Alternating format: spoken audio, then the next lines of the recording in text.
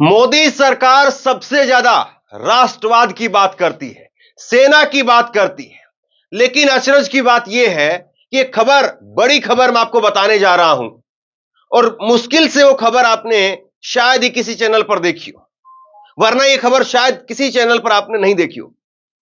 एक बड़ी खबर आज सामने आई है सुप्रीम कोर्ट से। 11 लाख सिपाहियों और अधिकारियों को लेकर के खबर सामने आई है कि उनको पुरानी पेंशन नहीं मिलेगी। अर्धसैनिक बलों के 11 लाख सिपाही और अधिकारी, उनको तगड़ा झटका लगा है। बताइए इस खबर पर आपने किस चैनल पर खबर चर्चा देखी है, किस चैनल पर इसको लेकर के डिबेट हुई है, किस चैनल पर इसको लेकर के चर्चा हुई है कि सरकार का यह फैसला सही है या कोर्ट में जो है वो सरकार ने अपना सही से पक्ष नहीं रखा। एक बड़ा फैसला आया है और डिटेल में अगर इसके जाएंगे तो पहले हाईकोर्ट ने इसी फैसले को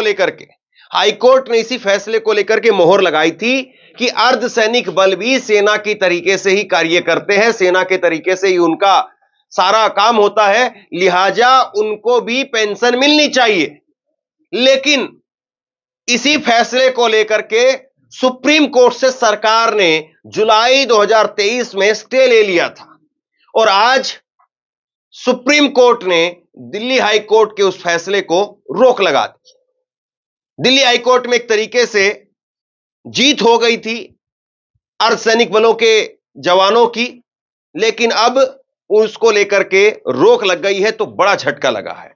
पुरानी पेंशन पर केंद्रीय अर्धसैनिक बलों के 11 लाख जवानों को सुप्रीम कोर्ट से झटका, राहत नहीं। यह बड़ी खबर जो है मैं आपको बताने जा रहा हूं और इसके साथ साथ एक और इसी खबर की जो है वो आगे एक कड़ी है। यह न्यूज 18 की खबर है 9 जुलाई 2023 की। अर्धसैनिक बलों के लाखों जवानों को लगा झटका, सुप्रीम कोर्ट ने पुरानी पेंशन के आदेश पर लगाया स्टे। यानी एक साल पूरा हो गया चुनाव से पहले 9 जुलाई 2023 को सुप्रीम कोर्ट ने इस फैसले पर स्टे लगाया था क्योंकि सरकार स्टे चाहती थी। डिटेल में इस पर भी बात करेंगे, लेकिन पहले आज जो खबर आई है वो सुन लीजिए। सीएपीएफ के 11 लाख जवानों और अफसरों ने गत वर्ष यानी पिछले साल पुरानी पेंशन बहाली के लिए दिल्ली हाईकोर्ट से अपने हक की लड़ाई जीती थी। इसके बाद केंद्र सरकार ने दिल्ली हाईकोर्ट के फैसले को लागू नहीं किया। इस मामले में केंद्र ने सुप्रीम कोर्ट से स्टे ले लिया था। जब केंद्र सरकार ने स्टे लिया तब से यह बात साफ हो गई थी कि सरकार सीएपीएफ को पुरानी पेंशन के दायरे में नहीं लाना चाहती है। हैरानी की बात यह है कि दिल्ली उच्च न्यायालय ने पिछले साल 11 जनवरी को दिए अपने एक अहम फैसले में केंद्रीय अर्धसैनिक बलों को सीएपीएफ को भारत संघ के सशस्त्र बल माना था और दूसरी तरफ केंद्र सरकार सीएपीएफ को सिविलियन फोर्स बताती है। अदालत ने इन बलों में लागू एनपीएस को स्ट्राइक डाउन करने की बात कही। हाईकोर्ट ने अपने फैसले में कहा था कि चाहे कोई भी आज इन बलों में भर्ती हुआ हो, पहले कभी भर्ती हुआ हो या आने वाले समय में भर्ती होगा, सभी जवान और अधिकारी पुरानी पेंशन स्कीम के दायरे में आएंगे। सर्वोच्च न्यायालय ने गत वर्ष इस मामले की सुनवाई के दौरान कहा था कि याचिकाकर्ता इस पर रोक लगाएं। तो अब देखिए, मैं थोड़ा सा इसको आसान भाषा में आपको बता देता हूं।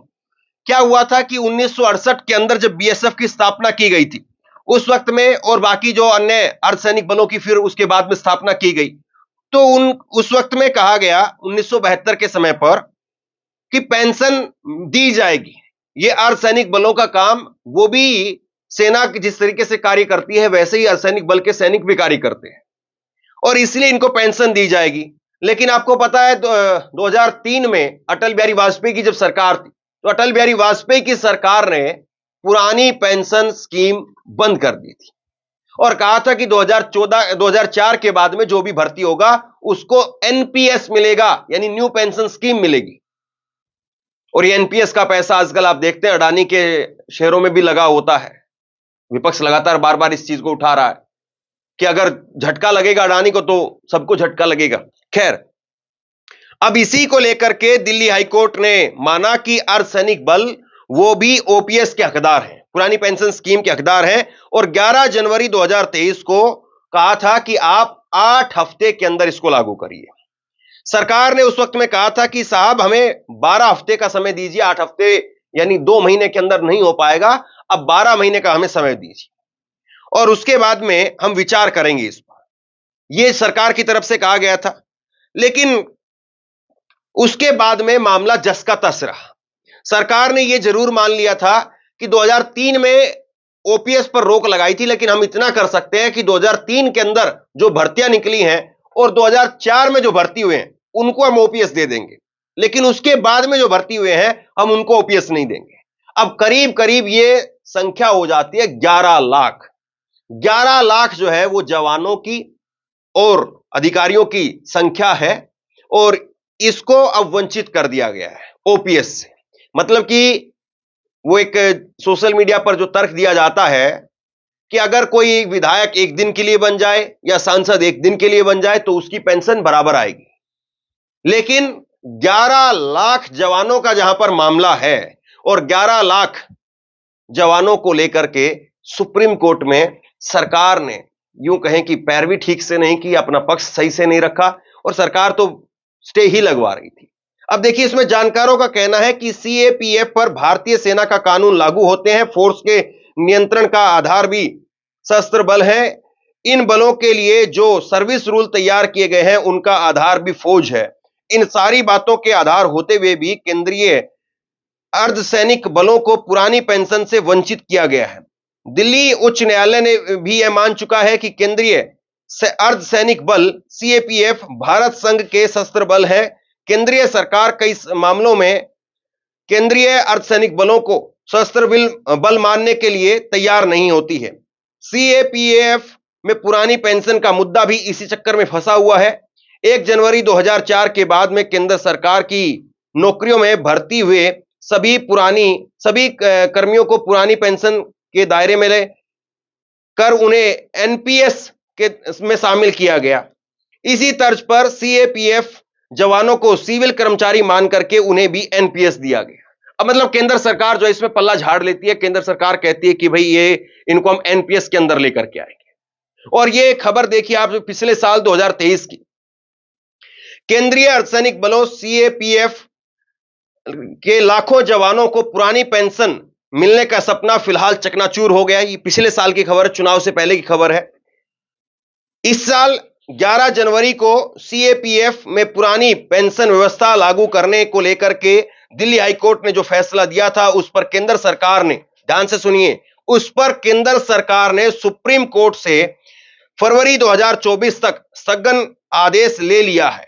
सुप्रीम कोर्ट के जस्टिस संजीव खन्ना, जस्टिस बेला त्रिवेदी की बेंच ने हाईकोर्ट के आदेश पर रोक लगाने का आदेश दिया।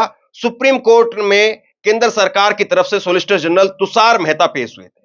मतलब सरकार की तरफ से तुषार मेहता पेश होते हैं। तुषार मेहता कहते हैं पिछले साल जुलाई 2023 के अंदर वो कहते हैं कि अभी हम इस पर स्टे चाहते हैं कि जनवरी 2024 तक, जब तक चुनाव होते तब तक इस पर आप रोक लगा करके, और अब जब उसकी सुनवाई हुई तो ठंडे बस्ते में डाल दिया गया। तो कुल मिलाकर के ये खबर है और ये खबर अपने आप में ये बताती है कि साहब कितनी मुश्किल है।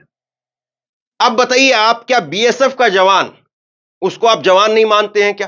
क्या बीएसएफ का जवान वो बॉर्डर पर अपनी जान नहीं गंवाता है क्या? क्या बीएसएफ का जवान कम खतरे में है?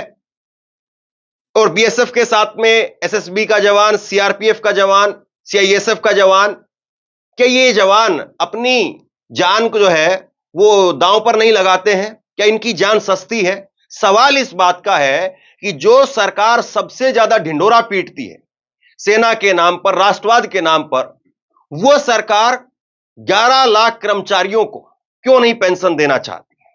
और 11 लाख कर्मचारियों को अगर पेंशन दे दी जाए तो बताइए इस सरकार को क्या दिक्कत है? लेकिन ना ये खबर कहीं पर चर्चा में है, ना इस पर कोई चर्चा कर रहा है, चैनल पर कोई डिबेट हो रही है, ना कोई इस पर मंत्री आकर के बयान देगा, ना कोई गिरिराज सिंह इस पर बोलेगा, ना कोई कंगना रनौत इस पर बोलेगी, कोई इस पर नहीं बोलेगा। सब खामोश, सब नीलवटे सन्नाटे में। क्यों? क्योंकि मामला सीधे तौर पर उनकी पोल खोलने वाला है। मामला लोगों के बीच में जाएगा तो पता चल जाएगा। लेकिन अभी भी इस खबर पर मैं देख रहा हूं, हालांकि ये खबर अभी आई है कुछ वक्त पहले, लेकिन इस खबर पर विपक्ष की तरफ से भी जिस तरीके से कमान संभाली जानी चाहिए थी, विपक्ष की तरफ से इस पर जो मोर्चा खोला जाना चाहिए था, वो विपक्ष के नेताओं के ट्वीट भी मैंने अभी तक नहीं देखे। तो सोचिए, देश में अर्धसैनिक बलों के जवान जो लगातार अलग अलग बॉर्डर पर तैनात हैं, अलग अलग बॉर्डर पर हमारी सीमा की सुरक्षा में सेना के साथ में खड़े रह करके काम करते हैं, या देश में कहीं पर भी कोई भी हमला होता है या कहीं पर स्थिति खराब होती है, वहां पर जाकर के पोजीशन लेने का काम करते हैं, या छत्तीसगढ़ दंतेवाड़ा का जो क्षेत्र है या बाकी और अन्य क्षेत्र है जहां पर नक्सल प्रभावित क्षेत्र है, वहां पर यही अर्धसैनिक बल जो है वो पोजीशन संभाल करके रखते हैं, और उन्हीं की शहादत जो है वो बार बार खबर देखने को मिलती है। अब वो लोग क्या कहें, सेना की खबर है, अब इसमें ज्यादा कुछ बोलेंगे तो फिर कहा जाएगा कि आप सेना के लिए ये कह रहे हैं या सेना को वो कह रहे हैं।